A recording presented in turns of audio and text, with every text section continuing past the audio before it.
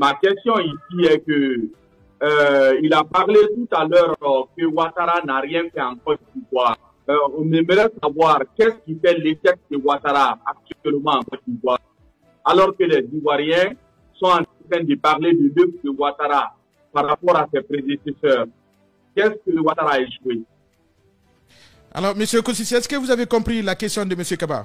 Oui, j'ai compris la question, je vais lui répondre en Il dit tout à l'heure que qu'est-ce qui fait l'échec de Ouattara? Eh bien, comme il vient de prendre l'émission, je vais lui dire, un pays, ce n'est pas le vernis. Une maison, ce n'est pas la peinture. Une maison, c'est l'architecture. Une maison, c'est les meubles. Une maison, c'est la solidité de cette architecture. Lorsque Dramane Ouattara, armement installé au détriment de la loi de la Côte d'Ivoire contre le président Laurent Gbagbo, qui l'ont bombardé, qui a été déporté, quel a été le plan qu'il a déroulé? Il a parlé de réconciliation. Est-ce qu'il a réussi? Monsieur, non. C'est un échec. Lorsqu'il est arrivé, il a trouvé les fonds baptismaux. Sur quoi il s'est basé pour le faire? Sur des dettes colossales. Est-ce que ses prédécesseurs, qui n'ont pas eu besoin de ces dettes et qui les ont remboursées, ont pu mettre sur la table beaucoup de programmes? Oui. Donc Ouattara fait un échec. Est-ce qu'aujourd'hui, Abidjan se résume à la Côte d'Ivoire? Non. La Côte d'Ivoire se résume à toutes les frontières du Nord, du Sud, de l'Ouest, du Centre et de l'Est. Est-ce qu'aujourd'hui, le Nord, dont il a fait une rébellion pour s'imposer, a des fonds baptismaux au début? Non. Est-ce qu'aujourd'hui, les enfants du Nord sont heureux, ont du travail, ont du boulot? Est-ce que ceux qui sont au Nord ont de l'emploi au Nord? Non.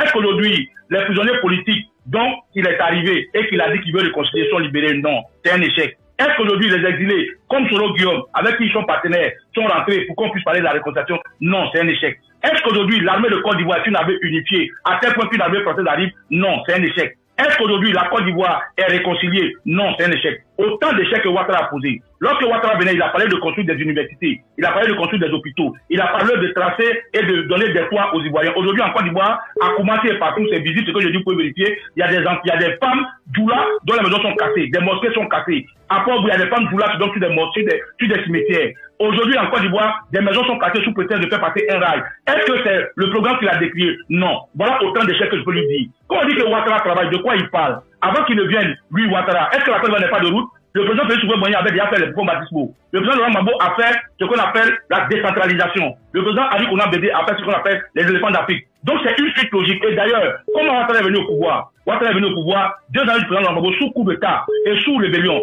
Est-ce qu'on peut empêcher quelqu'un de travailler et puis se prétendre être en train de travailler? Non. Donc voilà autant d'échecs que Ouattara fait. Donc dire que Ouattara travaille, c'est un leurre, c'est une comédie parce que le travail, ce n'est pas la cosmétique, ce n'est pas la peinture. Une maison, ce n'est pas quand elle est belle qu'elle est solide. Une maison, elle est solide parce qu'elle a des fonds baptismaux. Voilà ce que je tiens à lui dire. Et pour finir, dire à ce monsieur, dire qu'une femme est belle et elle ne fait pas d'enfant en Afrique, ce n'est pas une bonne femme. Voilà ce que je tiens à dire. Est-ce que, Amton TV, dites-moi, quand vous mariez une femme, elle a beau être très belle, qu'elle ne fait pas de petits enfants à votre maman, est-ce que c'est une femme à marier? Non. Voilà un peu ce que Ouattara présente. C'est du miroir, c'est du pipeau, c'est de la communication et c'est du zéro. Ouattara n'a pas travaillé. Ouattara est un échec total en tout. Merci beaucoup, Koussissi. Allez, M. Kaba, vous avez une deuxième question pour M. Koussissi. On vous écoute. J'ai encore une question à vous poser. La question concerne le fait que la Côte d'Ivoire est impliquée dans la violation du territoire malien. Et que fait les opposants ivoiriens à l'Assemblée nationale et que fait les opposants au régime Ouattara pour ne pas que la Côte d'Ivoire déstabilise les autres pays de la sous-région? Quel a été leur rôle à eux en tant qu'opposants à l'Assemblée nationale et de la vie sociopolitique ivoirienne qu'ils ont fait contre Ouattara ou pour recadrer Ouattara? Qu'est-ce que les opposants ont eu à faire? Quel rôle ont joué? Alors, M. Koussissi, est-ce que vous avez compris la question? Excusez-nous, hein, on a du mal à comprendre avec la connexion du côté de notre invité. Mais est-ce que vous avez compris la question?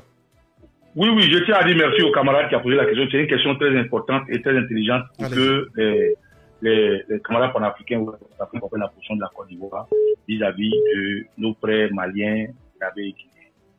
Effectivement, en Côte d'Ivoire, j'ai été plusieurs fois sur Amtro TV et j'ai été celui-là qui a fustigé l'opposition. J'ai clairement dénoncé le comportement lâche et le comportement quoi de l'opposition. Pour moi, une opposition, elle s'oppose. Une opposition se donne les moyens de mener un combat. Sauf que dans le cadre de la Côte d'Ivoire, je tiens à dire aux chers frères que nous faisons face à